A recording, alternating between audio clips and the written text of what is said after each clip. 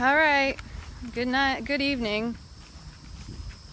So, I was trying to find a spot that was comfortable, quiet, not windy. And I'm already finding that it's a windy evening, which is extremely pleasant here in the Sunshine State, by the way. And I'm walking Buddy because I needed to get out and move my body. Whew. Tell you what, asking for money is hard enough. Sometimes the harder part is dealing with the judgment around people who don't feel you should ask for money. And they don't see it from a perspective of that person's asking because they need the money, not because they're just on a whim or scamming. I mean, in this day and age, I think our country, our culture, people are really burned. And they're not even burned by regular people. They're just burned by watching media and the news and thinking that, well, because it's out there, that it can't, it's everywhere. And I think that this is the biggest problem with our whole society is we attach to what we see outside to everything and apply those ideas that, oh, well, if it's there, then it's everywhere. Well, how about looking around and looking for things that are maybe not everywhere? I don't know. I'm just noticing that there's a common thread right now. And a lot of it is in the judgment realm. A lot of it's in the, what you don't realize is a judgment. And I was sitting with this earlier. We only judge based on our own experiences. We project and perceive through our own filtered lens. So when someone looks at me and they say I shouldn't ask for money, that how dare I? Well, that's because they don't feel worthy to ask. And so the idea that someone else is courageous and vulnerable enough to ask, it triggers that in them.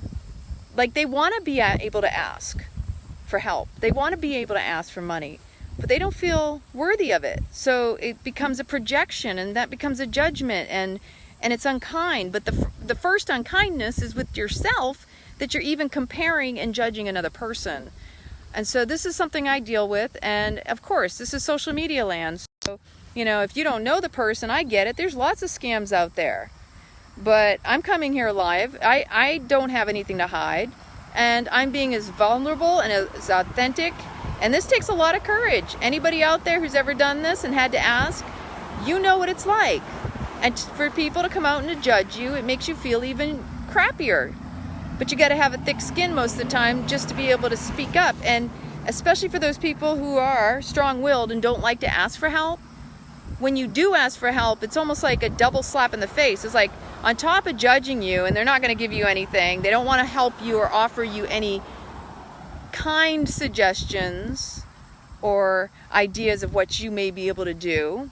Instead, they'll cut you down because they're trolling and looking for, something to uplift themselves. Because a lot of times, judgment really comes from not being happy with yourself. That when you are picking out other people, when you're pointing other people out, there's some projection of that feeling that that person's trying to get away with something that you yourself believe, if you were the one doing it, you feel somebody would judge you on. Does it get my meaning on that? Does that make sense? So I really didn't come on here to talk about judgment anyway, but I deal with it, and it is what it is, and I love you all still. In my heart, I've been there. It's about questioning and confronting your own belief systems and not projecting them. And it's a learning. It's a relearning. It's retelling your own story and not becoming the victim of your own mind. And hey, I'm one to tell you my mind is crazy, and it's quite clever. The mind can try to convince you of things that are so unreal and convince you that they are real when they're not. If it's up in here and it isn't out there, then what is the real problem? Why are we so fearful? Why are we so, I gotta put my opinion out there. I gotta, be heard. But are you listening? Are you really listening to yourself? And I have to do that with myself every day when I meditate.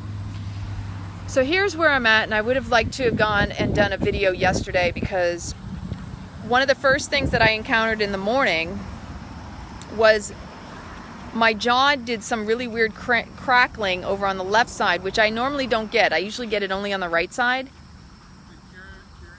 And so this jaw here, it's still inflamed. I can still feel the pain from where she drilled and did the filling. And ideally, I still have to get that other side of the same tooth fixed, as well as the tooth behind it. Currently, I've got an appointment for Monday at the same time. But if I'm unable to raise enough money for Monday, I may have to put it off a week or so, depending on circumstances. But before I can even venture or look for other options, I really need to get these areas taken care of ASAP, so I can have that sorted.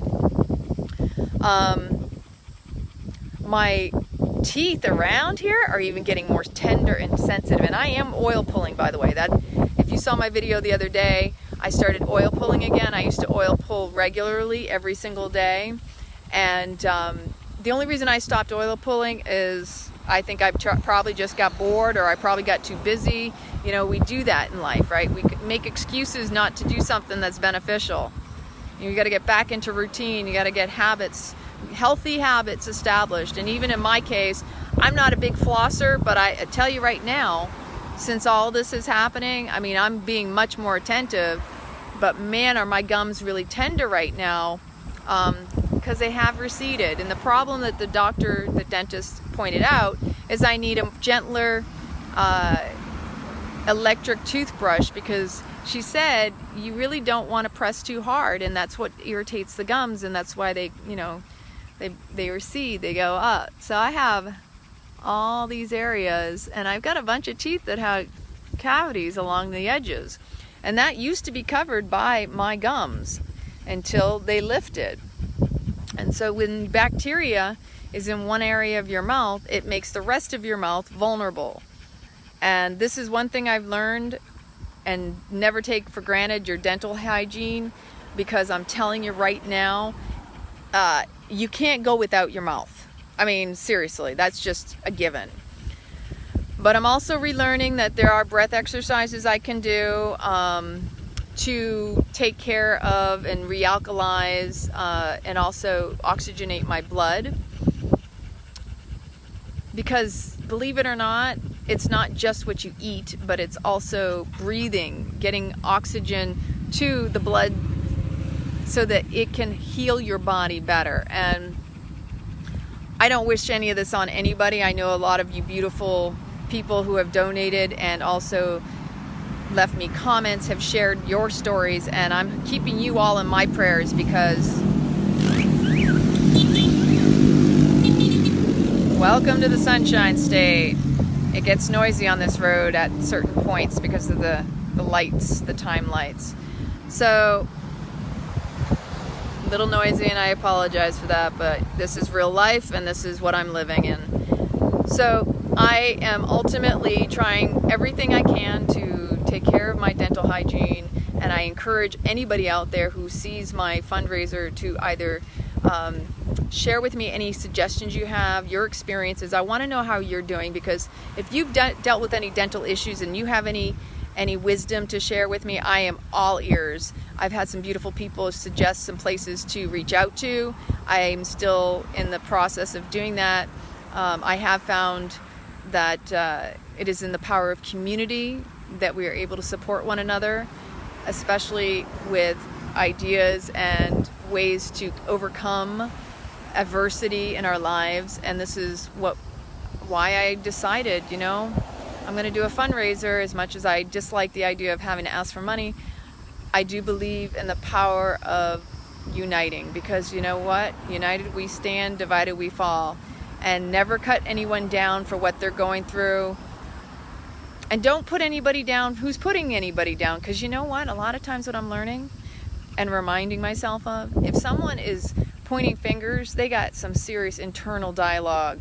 If someone is nasty and bitter on the outside, imagine how they talk to themselves when nobody is around and in their heads. That's typically a reflection. The more bitter they are verbally, and you can hear it and see it and read it, then I guarantee those people need the most compassion, the most help, the most love. So I love you all no matter what. I'm so grateful for those of you who have helped me raise over $500 now. My goal is to get at least 1,000 before Monday. If that doesn't happen, then I'm going to have to reschedule my appointment. I'm also reaching out to some other areas, some other organizations to find out my other alternative options.